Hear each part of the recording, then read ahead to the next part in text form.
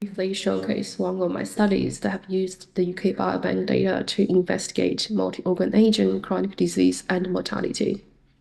Speaking of aging, the first question I always like to ask is, how old are you? And when I ask you this question, you might say, oh, that's pretty easy to answer. Your answer might be 40 years old based on your ID. However, if I run a few blood tests or if I scan your brain, the answer might be different. Your estimated biological age might be 50, which means you look 5 years older. And the answer might be 35, which is great, which means you are 5 years younger. What does this mean? It means that while the age is typically understood as the number of years a person has been alive, our internal organs or tissues may age at a different rate. As such, the aging clock of our internal organs may be running faster or slower than the chronological year. And in this study, we established such aging clocks for the brain and seven body systems using the UK Biobank data in more than 100,000 participants. And we do see that people with organs that are older than their chronological age, they are at a significantly increased risk of mortality and developing chronic disease. Moreover, in this study, we also mapped a multi-organ aging network where we showed that some organ systems can influence the aging of other organ systems. For example, as here, we show that cardiovascular system, the aging has a relatively strong impact on the aging of the brain. Moreover, also show that the musculoskeletal system is an integrated hub in this aging network. It means that it is probably most vulnerable and it can be influenced by the aging of most other organ systems.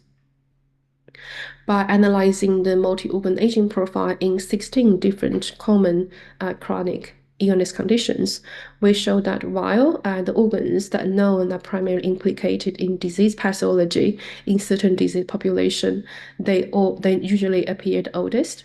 However, uh, for example, as we see here, the brain usually ages the most in people with major brain disorders, for example, dementia and MS. However, people with other physical conditions like chronic kidney disease or COPD or cirrhosis, those people's brain also appear much older than their healthy peers. So it means that an impact of aging can be extended from the primary disease pathology to multiple organ systems. Moreover, as I mentioned before, and advanced organ age is associated with significantly increased risk of mortality.